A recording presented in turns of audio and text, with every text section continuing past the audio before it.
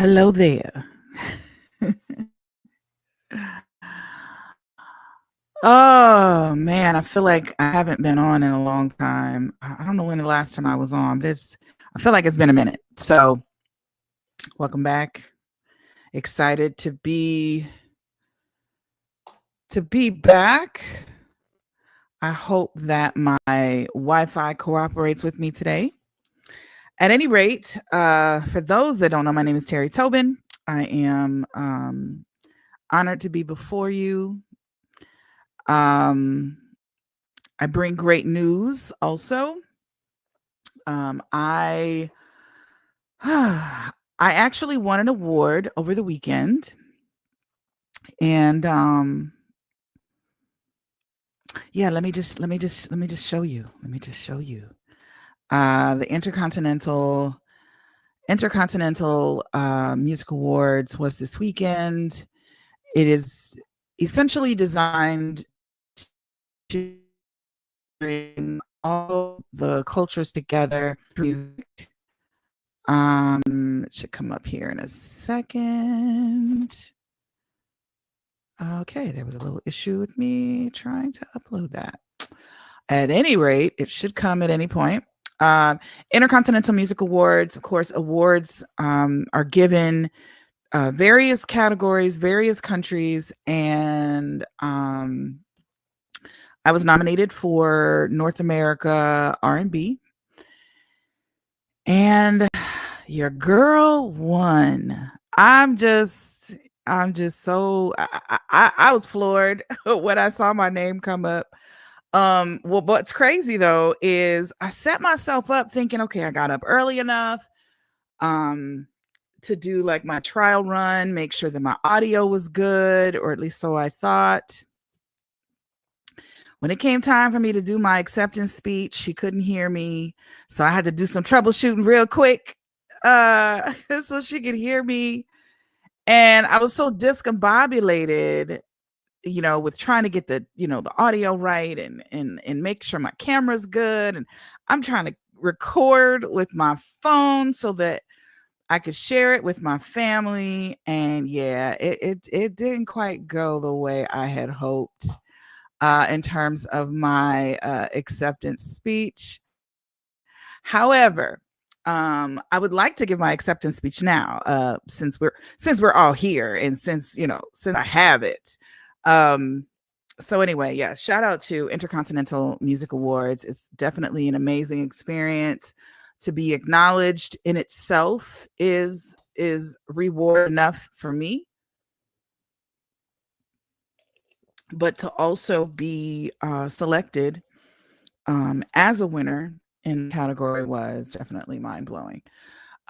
So I'm going to give my speech because at the time, like I said, I was discombobulated. I don't even know. And I did encouraged us to write a speech, right? They were like, make sure you write a speech, tell a little bit about the song. And so, and I thought I was prepared. Yeah, the technology was not my friend. So, my speech now. So, first, to thank God who truly said morning love to me today. To my parents, my bestie, Miss Sherry, and all of the longtime supporters, thank you for riding with me on this journey. A special thank you to my collaborator, Rodney Jones, because this song sparked not just a musical moment in my album Forever, but a spiritual awakening for me, especially after medical challenges had me believing that my career was over. As an independent artist, to be acknowledged in this way means so much. This Intercontinental Music Award is proof of how music is truly universal, connecting creatives from so many countries and cultures.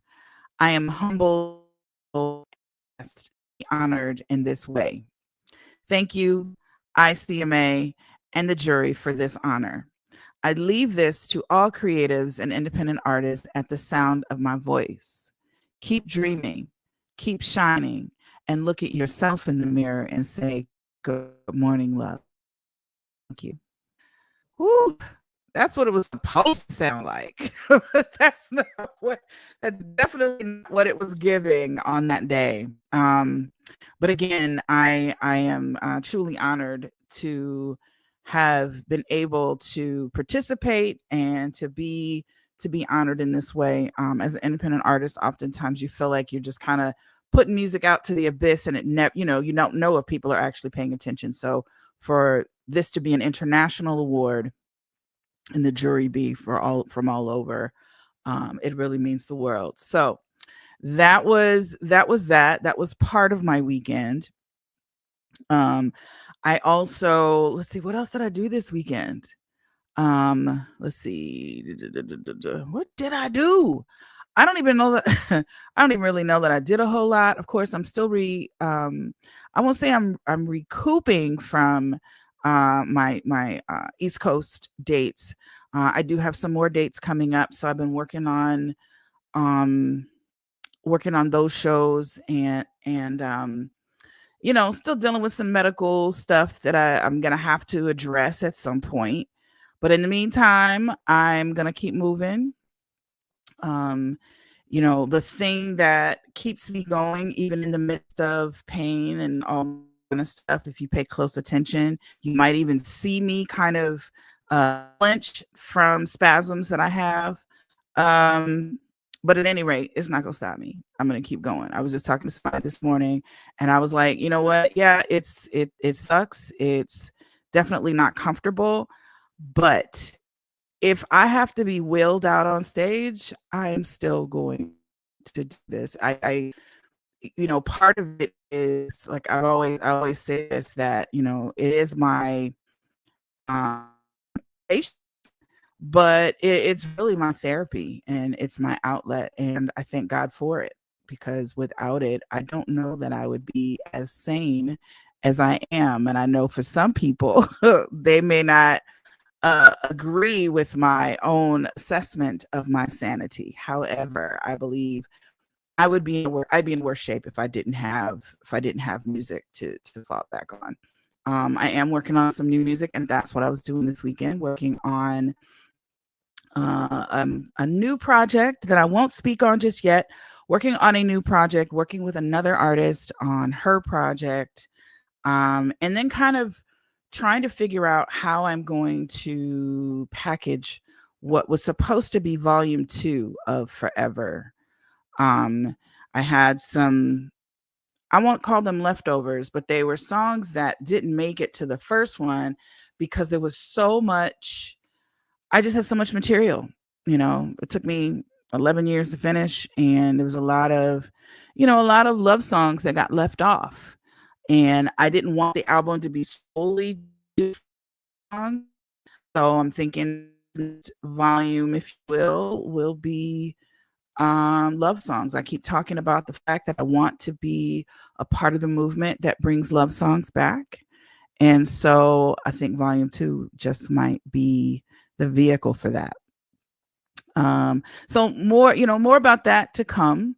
And then this other project I won't speak on yet, but when I tell you, I am very honored to work with the producer that I'm working with on it.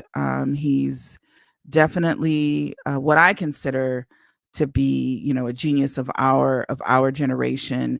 That's kind of one of those um, unsung geniuses, and so I'm honored that I get to work with him on this project. What else is going on? What else? What else? I know there was something that was going on in the industry that I wanted to talk about, and I'm losing it. I mentioned the whole India Aubrey thing. That had me for a minute. Every time I think about it or a song came up. Oh, and I woke up this morning singing "Ready for Love." I talked about how I'm always referencing her, um, and "Ready for Love" came up this morning, and I was like, man, that is one of those powerful songs that it definitely speaks to my heart, because when you feel like you're ready, everything that she's saying is just so on point. Matter of fact, I'm just going to play a little bit of that, just a little, because man, That was on my heart this morning when I woke up, and Miss India. Ooh. I am ready for love. I'll tell you a funny story after this. Why are you hiding from me? I quickly give my freedom. Just held in your captivity. Okay. That's enough. That's enough. I don't want the copyright popo to come after me because I played too much of Queen India's record, but that is one of them ones. But the funny part is I was just thinking about when my son was like, he had to be like 2, maybe 3 years old. And of course I played a lot of India. I played a lot of I played a lot of what were the main things? I was playing a lot of Eric Roberson, India Ari, and Janet Jackson. And obviously, my son was very, very young at the time. And the one thing that I also recognized is that he had that musical inclination, like even before he could really, really talk. And so like if I played a Janet Jackson record, he would pick out like certain melodies in the instrumentation and follow those, those notes like on pitch. And I'm like, ooh, anyway. But this one time he argued me down because we were listening to we were listening to Ready for Love actually. And he was arguing with me with his little young self saying, "Is that mommy?" I said, "No, that's not mommy." "Yes, it is. That's mommy." Right. And I don't know, I was honored that he would think that that was my voice. But, and there have been times other people have said that to me back in the day. I don't necessarily sound like that now, but back in the day, there were maybe certain songs that I would sing that people would, like compare us, I guess. But for my own child to argue with me about whether that was me or not. And then I think he got older and we were listening to another album cuz I wore out Get It Together, especially because it was in the movie Shark Tale. And of course, he was young. We watched Shark Tale over and over. Shark Tale was like it was my jam, but of course I made it his jam. At any rate, I would sing that song and play that song. And is that mommy? No, it's not mommy. But yeah. So enough. I have so much love for India and her grace and her poise and then her recent revelations that she made about some of the trauma that she experienced in her life. Some of the music makes total sense now. But the fact that she endured what she endured and she carries such grace and poise, in spite of that, man, I absolutely love her. So at any rate, we celebrated my aunt's birthday yesterday. I don't even know what day it is. I think it was yesterday. We celebrated one of my aunt's birthdays. She's the youngest sister of my mother's. And, I just randomly was like, what's your favorite song? And her song was Boom Boom Pow. And I was I was shocked. Um so in honor of my Aunt Regina and her birthday, I am going to play, well, I think I'm going to play that song. Here it is. Just a smidgen of that song in honor of her birthday. Let me find the radio edit. And yeah, so anyway, this is in honor of my Aunt Regina. Gotta get that. Gotta get that. I hope this is. Gotta get that. Hey. In honor of my Aunt Regina. Hey.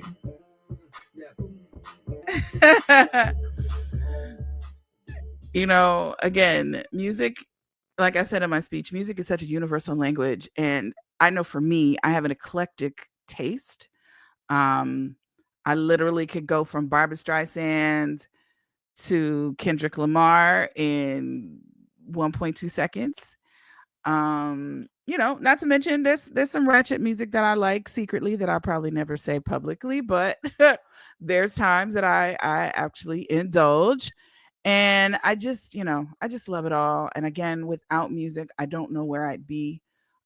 Which is also why winning that award was so important to me, because again, that song was an awakening for me. It was a realization and a reminder to myself that the depression that I was in, I couldn't let it win anymore. I couldn't let it win, and I needed to keep going. So, if you needed that message today to keep going, keep going. Do it afraid, do it scared, do it anyway. And that's essentially what I have had to do and what I will continue to do. And again, I thank you for stopping by. If you don't mind putting in the chat, what's your go-to song that gets you revved up? My aunt's was Boom Boom Pow. If I'm about to go, I don't know, sometimes it's Barbara Streisand's, like I've talked about, Where Is It Written? But there's a song by Bilal called Sometimes. Whew, if I play that before I go on stage, my whole my whole energy is a whole other thing. I get so excited off of that record. But anyway, so put your favorite go-to song in the chat, and I will see you again, God willing, mañana. All right. Be good to each other.